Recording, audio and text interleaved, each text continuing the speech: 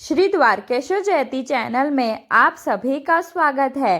कार्तिक मास कथा का 25वां अध्याय। श्री गणेशाय नमः।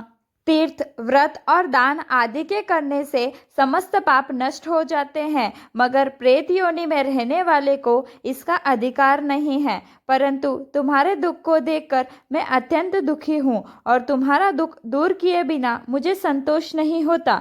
तुम्हारे पाप बड़े भारी है, क्योंकि यह तीनों योनियां बहुत बड़े पाप करने वाले को ही प्राप्त होती है और प्रेत योनि तो थोड़े से पुण्य से नष्ट भी नहीं हो सकती।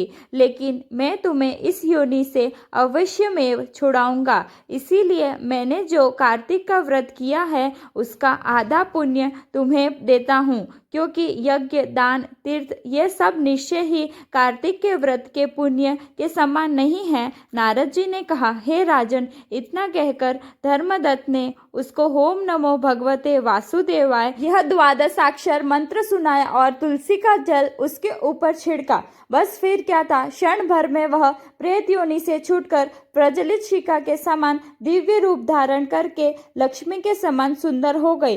तब वह धर्मदत्त को दंडवत प्रणाम करके प्रसन्नता से गदगद होकर बोली, हे ब्राह्मण, आपके आशीर्वाद से मैं इस गौर नरक में छूट गई हूँ। मुझे पाप सागर में डूबती हुई के लिए आप नौका के समान हैं। नारद जी ने कहा, हे राजन, अभी कलहा इस प्रकार कह रही थी कि वहां पर विष्णु जी के गण एक देदीप्यमान विमान लेकर आए। विमान के द्वार पर अप्सराएं और गण बैठे हुए थे।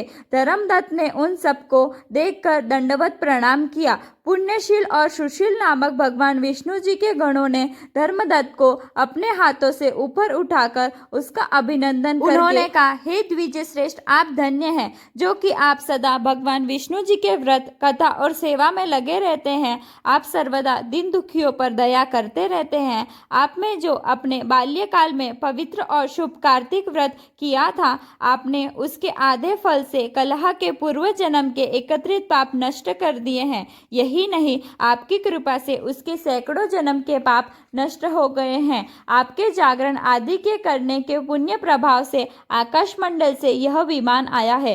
हे ब्राह्मण, अब हम इसे भांति भांति के भोगों से युक्त वैकुंठ में ले जा रहे हैं। आपके दान्य पुण्य के प्रभाव से, कार्तिक व्रत या तुलसी पूजा के प्रभाव से यह हब भगवान विष्णु जी के निकट रहेगी। आप भी इस जन्म के पश्चात अपनी दोनों स्त्रियों सहित वैकुंठ लोक में भगवान विष्णु जी के समीप रहोगे और मुक्ति प्राप्त करोगे। हे दया सागर, वह मनुष्य धन्य है और जन्म उन्हीं का फलीभूत है जिन्होंने की तुम्हारी तरह भगवान विष्णु जी की भक्ति की है, क्योंकि भगवान विष्णु जी अपने भक्तों का भला क्यों क्या नहीं देते, वह सब कुछ देते हैं। जिन्होंने प्राचीन काल में उत्तानपाद के पुत्र को ध्रुव स्थान पर पहुंचाया, जिसके स्मरण मात्र से प्राणियों की सद्गति हो जाती है। प्राचीन काल में भगवान विष्णु जी केवल अपने नाम के स्मरण से ही ग्रह द्वारा पकड़े हुए हाथी योनि से मुक्त करके जय नाम देकर अपना पार्षद बना लिया। तुमने उसी विष्णु जी की सेवा की है। इसी से तुम अपनी दोनों स्त्रियों सहित 1000 वर्ष तक विष्णु भगवान के समीप निवास करोगे। जब तुम्हारा पुण्यशील हो जाएगा, तब तुम पृथ्वी पर सूर्य वंश में अपनी दोनों स्त्रियों के साथ दशरथ के नाम से प्रसिद्ध राजा होगे, तथा यह कला तुम्हारे आधे पुण्य की भागीदार होने के नाते तुम्हारी तीसरी भार्या होगी। भगवान विष्णु तुम्हारे पुत्र के रूप में तुम्हारे निकट रहेंगे और देवताओं का कार्य करेंगे। भगवान विष्णु को प्रसन्न करने वाले तुम्हारे कार्तिक व्रत से अधिक महत्वपूर्ण यहाँ दान, तीर्थ आदि और कोई भी नहीं है। हे दया सागर, तुम धन्य हो, क्योंकि तुमने जगत गुरु भगवान विष्णु को प्रसन्न करने के लिए कार्तिक का व्रत किया है, जिसके आधे पुण्य के फल की भागीदारी इस कलह को इस समय हम अपने साथ विष्णु लोक में ले जा रहे हैं। इसी के साथ 25वां अध्याय समाप्त हुआ।